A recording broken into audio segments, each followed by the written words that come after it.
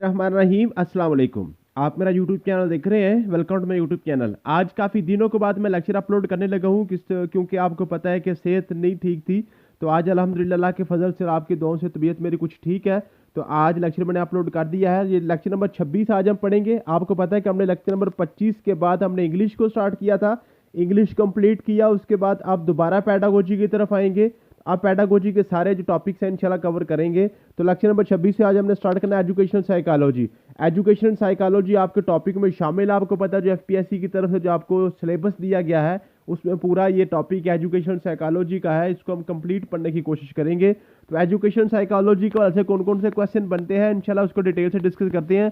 First of all आपको psychology की definition आनी चाहिए कि एजुकेशन साइकोलॉजी में जाने से पहले आपने साइकोलॉजी की डेफिनेशन देखनी है कि साइकोलॉजी क्या है।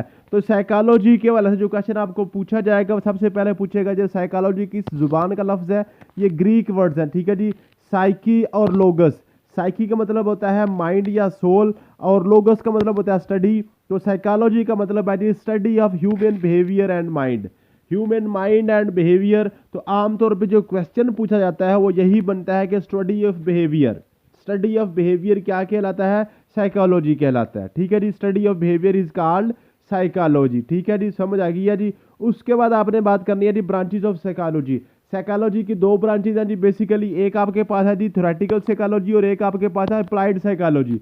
Theoretical mean basic psychology. जिस तरह से आपके पास मैथमेटिक्स की दो ब्रांचेज होती है ना, एक होता है आपके पास प्योर मैथमेटिक्स और एक आपके पास होता है अप्लाइड मैथमेटिक्स। प्योर मैथमेटिक्स में क्या आता है, जो फार्मूलाज वगैरह आपके आते हैं ना, अलजबरा के फार्मूलाज वगैरह जो आप समझते हैं कि पता नहीं ये कहाँ पर यूज होते हैं, आपको कुछ पता नहीं होता उसका, ठीक है जी। वहाँ पे क्या चीज़ होती है, वो आपके पास एब्स्ट्रैक्ट चीज़ें होती हैं। लेकिन अप्लाइड मैथमेटिक्स में क्या होता है, आपके पास डेली लाइफ के क्वेश्चन आ जाते हैं कि अंडे आप जनाब 1 दर्जन अंडे इतने के लेते हैं तो 2 दर्जन कितने की आएंगी, या 5 मजदूर मिलकर एक दीवार बनाते हैं तो 10 मजदूर मिलकर कितने दिनों में दीवार बनाएंगे। मीन के जो डेली लाइफ क्वेश्चन आते हैं वो आपके अप्लाइड मैथमेटिक्स होता है। और जो आपके फार्मूला बेस्ड आपका जो अलजेब्रा होता है वो आपका होता है, क्या होता है जी, वो आपके पास होता है जी प्योर मैथमेटिक्स होता है। इसी तरीके से आपके पास साइकोलॉजी की भी दो ब्रांचेज आपके पास है। एक आपके पास है बेसिक साइकोलॉजी और एक आपके पास है अप्लाइड साइकोलॉजी। बेसिक साइकोलॉजी यह है कि जो आपकी जो थ्योरीज लिखती है साइकोलॉजी के वाले से आपको मेथड्स प्रोवाइड करती है कि कौन कौन से मेथड्स आप यूज करके साइकोलॉजिकल डिसऑर्डर, साइकोलॉजिकल आपके जो भी प्रॉब्लम्स होती हैं उनको आप सॉर्ट आउट कर सकते हैं। मींस के जो अप्लाइड साइकोलॉजी है वो आपके पास लॉ मेकर है, वो आपका लॉ मेकर है, वो पार्लियामेंट है। और जो अप्लाइड साइकोलॉजी है वो क्या है जी, वो आपकी लॉ एनफोर्समेंट एजेंसीज हैं, जो जो रूल्स, जो मेथड जो आपको बेसिक साइकोलॉजी बना के देती है उनको इम्प्लीमेंट जब किया जाता है वो आपकी अप्लाइड साइकोलॉजी होती है। वो आपकी क्या होती है जी, अप्लाइड साइकोलॉजी होती है। तो अप्लाइड साइकोलॉजी और बेसिक साइकोलॉजी का क्लियर हो गया आपको। जो वहां से अब हमारे स्टार्ट होती है एजुकेशन साइकोलॉजी। यहाँ से जो हमारा बेसिक टॉपिक स्टार्ट होता है एजुकेशन साइकोलॉजी। तो यहाँ से क्वेश्चन आपका क्या बनेगा कि बताएं जो आपकी एजुकेशन साइकोलॉजी है ये बेसिक साइकोलॉजी है कि अप्लाइड साइकोलॉजी है। तो आपकी जो एजुकेशन साइकोलॉजी है ये अप्लाइड साइकोलॉजी है, ये क्वेश्चन आपसे बनेगा। तो जो आपके पास एजुकेशन साइकोलॉजी है वो ये क्या है जी, आपके पास अप्लाइड साइकोलॉजी है। साइकोलॉजी की अप्लाइड साइकोलॉजी की ये ब्रांच है, ठीक है जी। अप्लाइड साइकोलॉजी की ये आपके पास ब्रांच है जी, आपके सब ब्रांच समझ लें, ठीक है जी। अब एजुकेशन साइकोलॉजी क्या है जी, it is a branch of psychology that studies how people learn and develop educational setting. किस तरीके से लोग पढ़ते हैं, किस तरीके से बच्चे सीखते हैं, किस तरीके से हम लर्निंग एनवायरनमेंट को अच्छे तरीके से इसको एनहांस कर सकते हैं, इसको हम जो है ना इसको हम फ्रूटफुल बना सकते हैं, ठीक है जी। It focus on understanding the improving teaching methods, learning process and educational outcomes, ठीक है जी। एजुकेशनल आउटकम्स क्या हो, कैसे कैसे हम इसको बढ़ा सकते हैं, जो एजुकेशन से जो हमें आउटकम्स मिलती हैं, जो जहाँ से हम चीज़ें हासिल होती हैं उनको हम कैसे कैसे हम चीज़ों को ये हम डिस्कस कर सकते हैं, ये आपकी एजुकेशन साइकोलॉजी होती है। अब एजुकेशन साइकोलॉजी की सिग्निफिकेंसेस क्या है, मीन के कहाँ कहाँ पे ये इस्तेमाल होती है, इसके स्कोप क्या है, इसका फायदे क्या है जी। It assist that teacher to know the education, ठीक है जी। एजुकेशन साइकोलॉजी जो है वो टीचर को असिस्ट करता है। It proves useful in method of teaching, teaching methods में आप ये यूजफुल होता है। जिस बंदे को एजुकेशन साइकोलॉजी का पता है, बच्चों की साइकी को समझता है, वो अच्छे तरीके से पढ़ा सकता है। It discuss the nature of learning theories and types of learning for different age level and situation, के मीन्स क्या मुख्तलिफ सिचुएशंस में किस तरह से आप अच्छे तरीके से स्टडी करवा सकते हैं या टीचिंग अच्छी तरीके से कर सकते हैं, या मुख्तलिफ लेवल्स को, आपको बच्चे के लेवल को समझने में एजुकेशन साइकोलॉजी का पता होना चाहिए कि जनाब मैट्रिक वाले बच्चे जो किस तरीके से अच्छी तरीके से समझते हैं, यूनिवर्सिटी लेवल पे किस तरह से पढ़ाया जाता है, मैट्रिक से नीचे आपने किस तरह से पढ़ाना है, आपने टॉडलर्स को कैसे पढ़ाना है, नर्सरी को कैसे पढ़ाना है, ये सारी एजुकेशन साइकोलॉजी जो है ना ये इसको डील करती है कि आप बच्चे के लेवल को किस तरह से समझ सकते हैं। यहाँ पे मैं आपको एक बात क्लियर कर दूंगी, ये जो डिस्कशन है ना, ये जो डिटेल्ड चीज़ें हैं, ये जस्ट आपने सुननी है और अपने माइंड में बिठानी है, इनको वर्ड टू वर्ड याद करने की जरूरत नहीं है। जो पॉइंट आपका पेपर के रिलेटेड होगा, जो क्वेश्चन यहाँ से बनता है, वो मैं आपको साथ साथ कवर करवाता जाऊंगा। ये चीज़ें सिर्फ आपने इंटरव्यू के वाले से कवर करनी है, क्योंकि इंटरव्यू में आपको उसने कंसेप्चुअल चीज़ें आपसे पूछनी है। वो आपसे पूछेगा जनाब एजुकेशन साइकोलॉजी का क्या मतलब होता है, एजुकेशन साइकोलॉजी का क्या फ़ायदा होता है, ठीक है। तो वो आपको ये 2 4 10 पॉइंट्स आपके माइंड में होंगे तो आप वहां पे बोल सकेंगे। अदरवाइज जो पेपर में क्वेश्चन बनना है वो मैंने आपको बता दिया, साइकोलॉजी का वो पूछेगा स्टडी ऑफ बिहेवियर किसको कहते हैं, या जो है ना आपका अप्लाइड साइकोलॉजी और जो है आपने बेसिक साइकोलॉजी का पूछ लेगा जनाब जी, जो आपके पास इंप्लीमेंटेशन वगैरह होती है वो कहाँ पे होती है। फिर वो आपसे पूछ लेगा एजुकेशन साइकोलॉजी अप्लाइड साइकोलॉजी है कि ये बेसिक साइकोलॉजी है। ये क्वेश्चन जहाँ जहाँ पे आपके बनते हैं वो भी आपको कवर करवाता जाऊंगा। जो आप डिटेल्ड में चीज़ें हैं, ये डिटेल्ड चीज़ें आपने सिर्फ इंटरव्यू के वाले से कवर करनी है, अपना जो जो आपने कंसेप्ट क्लियर करना है, ठीक है जी। उसके बाद मेथड्स ऑफ एजुकेशन साइकोलॉजी होते हैं। एजुकेशन साइकोलॉजी के बेसिकली हमने 4 मेथड्स पढ़ने हैं। एक आपके पास है क्लिनिकल मेथड है, फिर आपके पास साइकोलॉजिकल मेथड है, फिर आपके पास है एक्सपेरिमेंटल मेथड है, फिर आपके पास है डिफरेंशियल मेथड, ठीक है जी। ये आपके पास ये मेथड्स है। इन मेथड्स के बारे से क्वेश्चन पूछता है, इनका आपने एक क्या करना है, ये कंसेप्ट क्लियर करना है। यहाँ से आपके इस कंसेप्ट में से एक ऊपर स्टेटमेंट लिखेगा और पूछेगा बताएं ये जो स्टेटमेंट है ये कौन सा मेथड है, किस मेथड को फुलफिल कर रही है, क्लिनिकल मेथड है, साइकोलॉजिकल मेथड है, आपके पास डिफरेंशियल मेथड है या एक्सपेरिमेंटल मेथड है। अब क्लिनिकल मेथड में कौन सा क्वेश्चन बनेगा जी, the clinical method is direct result of finding that each individual is different from another and is therefore a separate case. क्या मतलब है, जो क्लिनिकल मेथड है वो क्या कहता है जी, अगर सारी क्लास में से किसी एक बच्चे का बिहेवियर बाकी बच्चों से मुख्तलिफ है, किसी एक बच्चे का बिहेवियर जो है वो बाकी बच्चों से मुख्तलिफ है, तो ये क्लिनिकल साइकोलॉजी का केस है। अब इसको हमने क्या करना है, क्लिनिकल मेथड से इसको हम सॉल्व करने की कोशिश करेंगे। His problem has some definite cause and antecedent lying both within himself and his environment.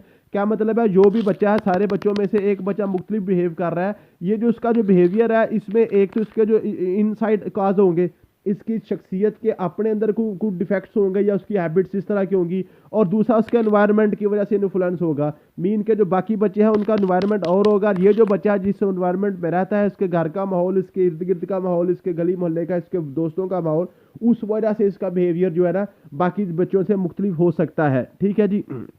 या जी, the problem is in question does not arise all of sudden but has a history behind. क्या मतलब है, जो बच्चा जो behaviour थोड़ा सा मुख्तलिफ उसका बिहेवियर हो गया है, देखिए ना ये जो सारे बच्चे जो है ना, अगर सारे बच्चे एक जैसा बिहेव कर रहे हैं, इसका मतलब है कि ये ऑल ऑफ सडन है।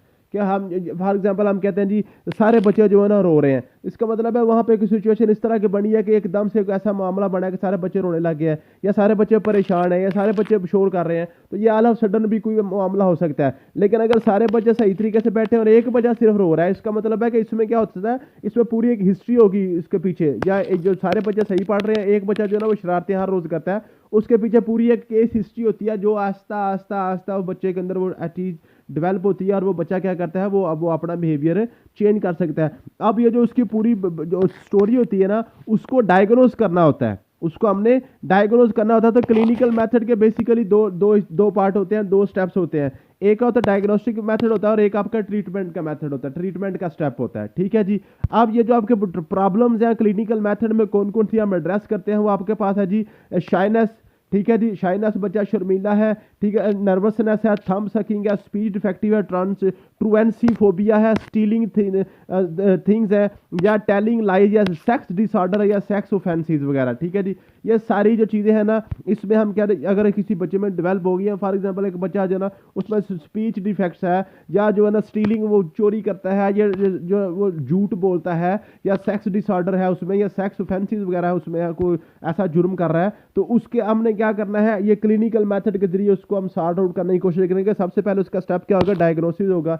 डायग्नोस करेंगे कि इसके अंदर ये मामला क्यों हो रहा है, डायग्नोस करेंगे इसका, ये जो जो चीज़ें हैं, ये जो आदत है बच्चे की, ये डायग्नोस करेंगे इसके पीछे मुहर्रक क्या है, इसका स्टिमुलाई क्या है। ठीक है जी, इसको हम फिजिकली एग्जामिनेशन उसका करेंगे, बताएं जी ये इसका वजह क्या है। ठीक है जी, फिर ट्रीटमेंट करेंगे इसका, फिर उसका ट्रीटमेंट करेंगे जनाब। उसमें ट्रीटमेंट में क्या करेंगे, involve change of environment, school या उसका होम का जो एनवायरनमेंट है उसका वो चेंज करके उसको चेक करेंगे कि ये उसका एनवायरनमेंट चेंज करने से क्या उसके बिहेवियर में चेंज आया है कि नहीं। ठीक है, तो जो उसमें जनाब उसमें प्ले थेरापी भी हो सकती है, साइकोलो ड्रामा भी हो सकता है, रोल प्लेइंग वगैरह भी हो सकता है, बिहेवियर मॉडिफिकेशन टेक्निक्स भी हो सकती है। ये सारी चीज़ें जो है ना, ये हम क्या कर सकते हैं, उसकी बिहेवियर को ठीक करने के लिए चीज़ें यूज़ कर सकते हैं। ठीक है जी, अब यहाँ से क्वेश्चन क्या बनेगा बताएं जी। जो क्लिनिकल मेथड है इसमें कौन कौन के स्टेप्स होते हैं। नंबर 1 आपके पास डायग्नोसिस स्टेप होता है, दूसरा आपके पास ट्रीटमेंट स्टेप होता है। ठीक है जी, फिर क्या करता है जी, जो आपके पास इंडिविजुअल केस आता है, जो बाकी क्लासेस के निस्बत एक बच्चा जो है ना एक सेपरेट अपना बिहेवियर शो कर रहा है, उसको हम किस मेथड से डील करने की कोशिश करेंगे, क्लिनिकल मेथड के जरिए डील करने की कोशिश करेंगे। उसके बाद साइकोफिजिकल मेथड्स वगैरह आपके पास हैं। साइकोफिजिकल मेथड्स क्या है जी, psychophysical method is science that investigate the quantitative relationship between physical events and corresponding psychological events. क्या मतलब है कि जो आपके पास फिजिकल इवेंट्स हैं, जो आपको फिजिकली जो चीज़ें नज़र आ रही हैं, जो मुहर्रक हैं, जो स्टिमुलाई हैं, जो आपको वजूहात नज़र आ रही हैं, फिजिकली जो आपको नज़र आ रही हैं, उनकी वजह से बच्चे का जो ना रिस्पॉन्स क्या है। ठीक है जी, जो ना relationship between stimuli and response. Stimuli क्या कहते हैं, मुहर्रक को, वजह को। ठीक है जी, जो भी वजह है बच्चे के, जो भी बच्चे को कोई चीज़ तंग कर रही है, उस तंगी की वजह से बच्चे का रिस्पॉन्स क्या आ रहा है। स्टिमुलाई और रिस्पॉन्स के को दरमियान जो रिलेशनशिप फाइंड करता है वो आपका साइकोफिजिकल मेथड होता है। साइकोफिजिकल मेथड, साइको मीन के बच्चे का बिहेवियर, और फिजिकल जो आपके मुहर्रक स्टिमुलाई होते हैं जो ऊपर से बच्चे के ऊपर इफेक्ट कर रहे होते हैं। फॉर एग्जाम्पल एक बच्चा परेशान क्लास में बैठा हुआ है, तो हमने चेक करना है कि उसके अंदर फिजिकली जो ना फिजिकली उसमें कौन सी चीज़ उसको परेशान कर रही हो सकता है उसकी जो उसकी चेयर ठीक ना हो, वो कंफर्टेबल ना बैठ ना सक रहा हो, या उसको जो ना लाइट का इशू हो। ठीक है, लाइट मध्यम हो तो वो उसकी जो ना उसको नज़र ना ठीक आ रहा हो, या उसके इर्द गिर्द जो ना शोर हो रहा हो, उस वजह से परेशान हो रहा हो। तो हमने फिजिकली उसके स्टिमुलाई देखने हैं, और उसके बाद क्या करना है, उसके रिस्पॉन्स को देखना है बच्चे को। तो इन दोनों के दरमियान जो रिलेशन फाइंड करना है कि ये जो स्टिमुलाई है, फॉर एग्जांपल हमने क्या किया, लाइट को मैंने तेज़ कर दिया, तो इस लाइट तेज़ करने की वजह से बच्चे का रिस्पॉन्स क्या आया है। ठीक है जी, अगर लाइट चेंज करने से बच्चे का रिस्पॉन्स पॉजिटिव है तो इसका मतलब है ये मेरा स्टिमुलाई था ये ठीक था, ये जो मुहर्रक है इससे बच्चे को फायदा हो रहा है। अगर बच्चा परेशान हो रहा है तो जो मेरा स्टिमुलाई है वो उसका और रिस्पॉन्स का जो मेरा रिलेशन है वो नेगेटिव रिलेशन आया है। ठीक है जी, तो ये स्टिमुलाई और आपके पास जो रिस्पॉन्स का रिलेशन होता है वो आपको वो हम क्या कहते हैं जी, फिजिकल साइकोफिजिकल मेथड उसको कहते हैं। ठीक है जी, अब इसको हम क्या करते हैं जी, in educational psychology there are use to study the problem school life, classroom illumination, fatigue, attention, perception, learning, remembering, forgetting and education of the children with the sensory handicaps। ये जो आप फिजियो साइकोफिजिकल एजुकेशन मेथड है, psychophysical method, इसमें अपना school life वगैरह, classroom illumination, ये जो आपके जो ना जो बच्चे शोर कर रहे हैं, ये क्लासरूम की illumination, उसमें रोशनी वगैरह का जो मामला है, ये जो सारी चीज़ें जो ना जो आप देखें ना, ऊपर हम क्या कर रहे थे, इंडिविजुअल किसी बच्चे का केस डिस्कस कर रहे थे, यहाँ पे एज अ होल हम चेक कर रहे हैं कि ये जो चीज़ें हैं इसकी वजह से क्या मसाइल और इसका इस रिलेशनशिप अपन में क्या है। The main method devised by the psychophysics method. Psychophysics method जो है ना, इसके जो मेन मेथड है, सबसे पहले आपका होता है मेथड्स और limits of minimal changes. Limits of minimal changes क्या है जी, आपके पास है method limits or minimal changes. In this method an absolute threshold is determined by minimal changing the stimulation in successive trials along some physical dimension until the cessation is felt। क्या मतलब है कि आपने सॉरी इस method में आपने क्या करना होता है कि आपने जो आपके स्टिमुलाई है ना, जो मुहर्रक हैं, जिसकी वजह से क्लासरूम में कोई तब्दीली आती है, कोई लाइट का मुहर्रक रख लें, हवा का मुहर्रक रख लें, पंखे का मुहर्रक रख लें, या शोर का कोई भी चीज़ है जो मुहर्रक है, जो स्टिमुलाई है, जिसकी वजह से बच्चों में कोई तब्दीली आती है, उनमें आप चेंजिंग करके देखें, मिनिमल चेंजेस, आज तक थोड़ी थोड़ी चेंजेस, और सक्सेसिव ट्रायल करें, मुख्तलिफ ट्रायल्स करते जाएं। ठीक है जी, और आप उसमें क्या करें, बच्चों का बिहेवियर चेक करते जाएं। बच्चों को फॉर एग्जाम्पल बच्चों का आप क्लासरूम में आप देख रहे हैं कि बच्चे जो है अटेंटिवली पढ़ नहीं रहे हैं, ठीक है जी। तो आप या शोर कर रहे हैं तो आप क्या करेंगे, फॉर एग्जांपल आप समझते हैं, हो सकता है कि लाइट की वजह से बच्चों जो है ना वो अच्छे तरीके से नहीं पढ़ रहे, तो आप क्या करेंगे, लाइट आस्ता आस्ता लाइट चेंज करेंगे। फॉर एग्जाम्पल पहले आपने दो लाइटें ऑन की थी, फिर आप 3 ऑन करके देखिए, या 4 ऑन करके देखिए, या 1 ऑन करके देखिए, सारी ऑफ करके देखिए। आप देखेंगे कि आप बच्चों का रिस्पॉन्स है वो बदलता जाएगा। जो बच्चों का रिस्पॉन्स है बदल जाएगा। आप एक ना मुख्तलिफ ट्रायल करते जाएंगे, और एक ऐसा वक्त भी आएगा जहां पे आपको सबसे पॉजिटिव रिस्पॉन्स मिलेगा, सबसे अच्छा रिस्पॉन्स मिलेगा, तो वो आपका क्या होगा, वो आपका सोल्यूशन होगा। उसके बाद method of adjustment. Method adjustment क्या है जी, in this method the subject himself control the stimulus until by increasing its intensity. ये वही बिल्कुल वही बात है कि आपने क्या करना है, ये जो आपने जो स्टिमुलाई है उसकी इंटेंसिटी को चेंज करते जाएं। आप स्टिमुलस जो है मुहर्रक है उसको आप चेंज ना करें, बल्कि उसकी इंटेंसिटी, उसकी शिद्दत को कम या ज़्यादा करते जाएं। तो आपको एक वक्त आएगा जब उसका जो लेवल होगा, उसकी जो शिद्दत या इंटेंसिटी होगी वो बच्चे के लिए सूटेबल होगी, और बच्चा वहाँ पे अच्छे तरीके से काम करना शुरू हो जाएगा। यही एग्जाम्पल आप टीचर के लिए भी कर सकते हैं, या आप जो होल क्लास के लिए भी कर सकते हैं। फिर method of constant stimuli. Constant stimuli क्या है जी, in this method the stimulus values are represented in regulatory steps but in irregular order. The subject respond to the stimulus, and percentage of correct and incorrect responses are calculated. The absolute threshold values is that stimulus intensity that is detected 50% of the times. For determining the differential threshold through this method, the subject respond to series of comparison stimulus which are passed repeatedly with the standard stimulus. The subject has to indicate which comparison stimulus has the greater sensory values in his judgment. The actual difference threshold is then statically calculated. आपने क्या करना है, आपने मुख्तलिफ stimuli को, मुख्तलिफ मुहर्रक जो है ना वो आपने अप्लाई करते जाना है क्लासरूम के ऊपर। मुख्तलिफ कंडीशंस आपने लगाते जाना है, और आपने काउंट करते जाना है कि किस कंडीशन में क्या रिस्पॉन्स आ रहा है। तो जिस कंडीशन में 50% तक आपका जो प्रॉब्लम सॉल्व हो जाए वो आपका सोल्यूशन होगा। इसको मतलब मेथड ऑफ कांस्टेंट स्टिमुलाई कहते हैं। फिर आपके पास एक्सपेरिमेंटल मेथड है। एक्सपेरिमेंटल मेथड जो है ना जी, idea of experimental research in the field of education has been borrowed from science and mathematics. तो जो साइंस और मैथमेटिक्स से ये उधार लिया गया है, वहां से ये कॉपी किया गया है मेथड, आपको एक्सपेरिमेंटल जिसको मेथड कहते हैं। The experimental method is generally regarded as a most sophisticated research method for testing hypothesis. Hypothesis जो है ना आपके पास मफरूजे के ऊपर जो है ना, जो पूरे एक साइंटिफिक मेथड के जरिए आप चलते हैं, उसको हम कहते हैं ये सबसे सोफिस्टिकेटेड रिसर्च मेथड है। An experiment involves hypothesis testing under rigidity controlled condition. क्या मतलब है, आपने क्या करना है, आपने जो भी आपको प्रॉब्लम आ रही है, जो भी आपने एजुकेशन के हवाले से जो प्रॉब्लम आ रही है, उसका सोल्यूशन अपने पास से पहले आपने फर्ज कर लेना है, कि मफरूज़ा आपने बना लेना है। ठीक है जी। उस मफरूज़े को आपने मुख्तलिफ कंडीशन में आप उसके ऊपर एक्सपेरिमेंट्स करते जाना है। आपने एक्सपेरिमेंट्स करते हैं उसमें कंट्रोल्ड कंडीशंस के जरिए।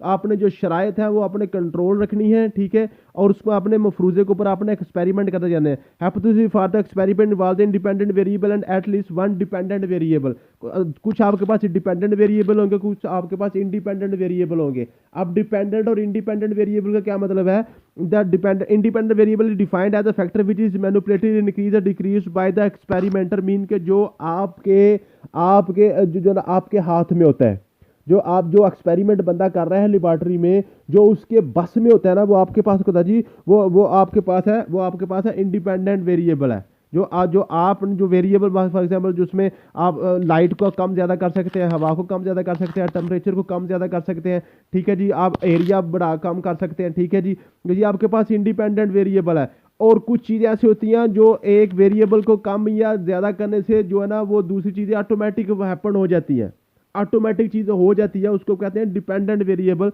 जो इंडिपेंडेंट वेरिएबल के ऊपर डिपेंड कर रहा होता है, जो इंडिपेंडेंट वेरिएबल के ऊपर dependent variable factor which varies changes result of manipulating and independent variable. जब आप इंडिपेंडेंट वेरिएबल को चेंज करते हैं तो उस चेंज की वजह से दूसरे फैक्टर्स भी ऑटोमेटिक चेंज होते जाते हैं, दूसरे फैक्टर्स ऑटोमेटिक चेंज होते जाते हैं। फॉर एग्जांपल आप कोई एक्सपेरिमेंट कर रहे हैं, तो नीचे आप क्या करते हैं, उसमें फॉर एग्जांपल आप पानी को बॉयल कर रहे हैं, ठीक है, तो आप जो आग को जब ज़्यादा तेज़ करते हैं तो आपका जो केमिकल रिएक्शन है वो ऑटोमेटिक तेज़ हो जाता है।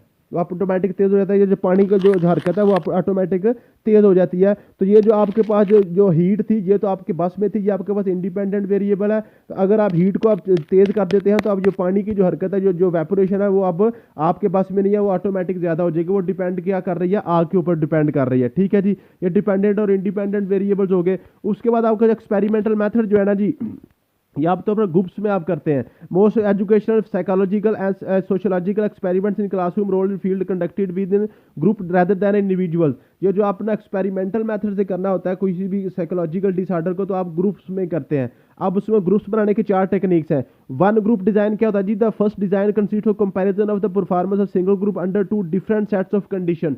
आपने ग्रुप एक ही बनाया है, उनको मुख्तलिफ 2 कंडीशन में उनको आप उनका रिजल्ट फाइंड करते हैं।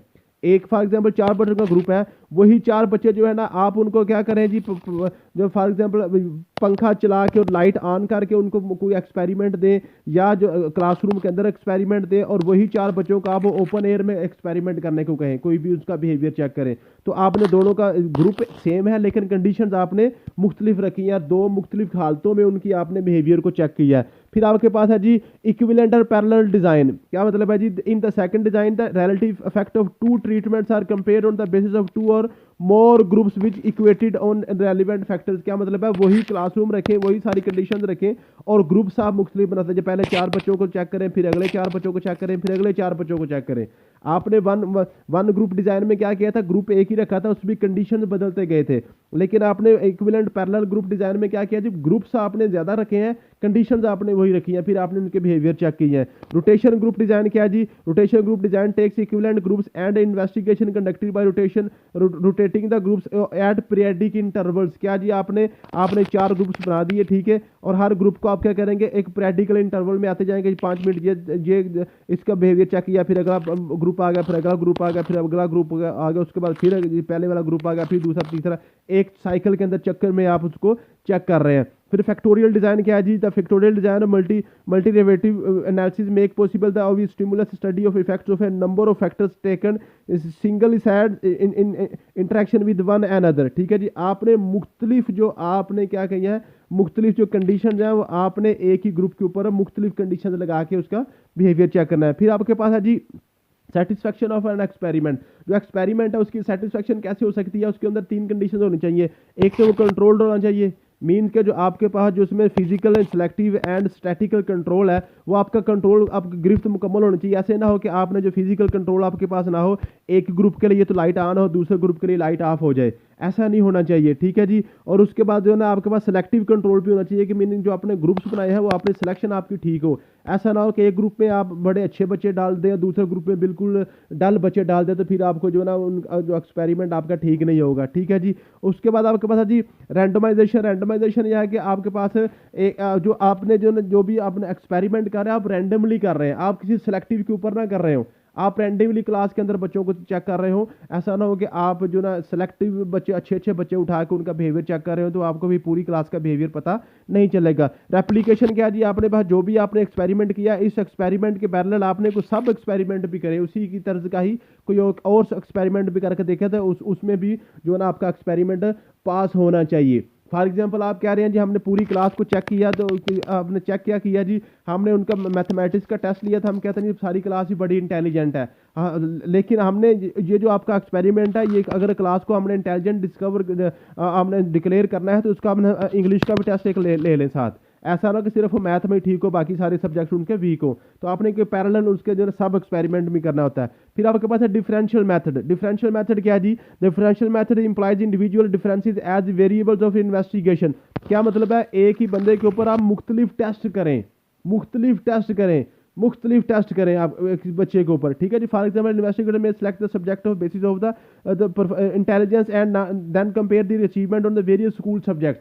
मीन के बच्चे के आप इंटेलिजेंस को चेक करने का कर रहे हैं, कि बच्चा है कि उसकी जहानत हम चेक कर रहे हैं, तो हम उसके ऊपर क्या करेंगे, उसकी मुख्तलिफ सब्जेक्ट्स के आप टेस्ट उसके लेंगे। मुख्तलिफ मीन के आपका जो बंदा है जिसका बिहेवियर चेक करना है वो तो सेम है, लेकिन एक्सपेरिमेंट उसके ऊपर आप मुख्तलिफ तरीके से आप उसकी क्या करेंगे, उसकी आप जजमेंट करेंगे, उसकी आप असेसमेंट करेंगे। उसके पता है डिफरेंशियल मेथड, डिफरेंट मेथड्स आप उसके ऊपर लगा के आप उसकी वैरायटी चेक करेंगे, तो यह होता है डिफरेंशियल मेथड। ठीक है जी, ये एजुकेशन साइकोलॉजी का बिल्कुल बेसिक्स आज मैंने आपको टॉपिक करवाना था। कल से इंशाल्लाह ताला आपको साइकोलॉजिकल एजुकेशन के मजीद जो आपके जो एडवांस लेवल के टॉपिक्स हैं जो आपके पेपर में खास तौर पे पूछे जाने हैं वो इंशाल्लाह ताला हम डिस्कस करेंगे। 3 से 4 लेक्चर और होंगे, एजुकेशन साइकोलॉजी आपकी कंप्लीट हो जाएगी। थैंक यू सो मच, मिलते हैं नेक्स्ट वीडियो में। अल्लाह हाफिज़।